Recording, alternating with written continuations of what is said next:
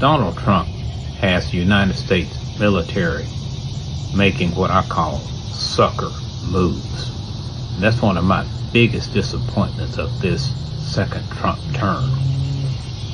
I mean, like the attack on Venezuela, where Trump captured their president Maduro and his wife. I consider that to be a sucker move.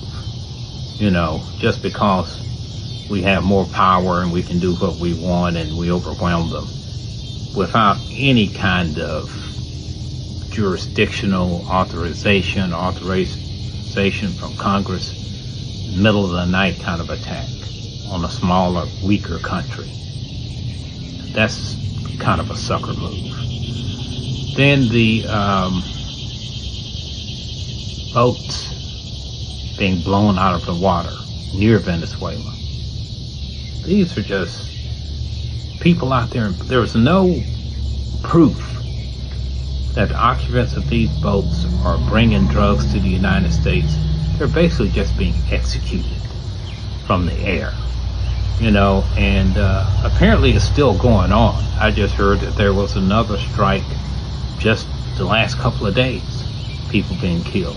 And we never got the resolution of the incident where a boat was bombed and then there had survivors, and then the survivors were killed with a second strike, what we call a double tap.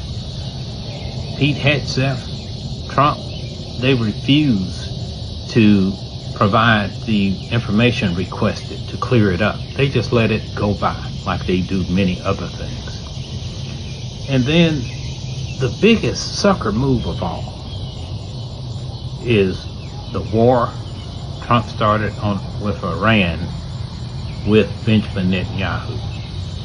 You're in the middle of negotiating with this country, this sovereign country, to try to come to an agreement on how they handle their nuclear program, to try to prevent them from obtaining a nuclear weapon. In the middle of the negotiations, you strike and bomb them with Israel, wiping out their leadership, you know, killing civilians, killing 170 schoolgirls. That was a dishonorable sucker punch kind of move.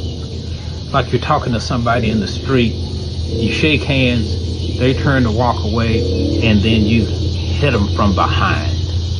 That's what it's like. If we have the most capable and the strongest military on earth, we don't need to do these kind of things. It's dishonorable. And a sustain being placed on the United States and the United States military that's not going to go away for a long time. We can still be honorable and still wage war by the rules of the Geneva Convention without looking like a bunch of street thugs. And that's exactly how Trump has the United States military appearing, because it's almost like no tactic, no underhanded tactic. Never let your guard down.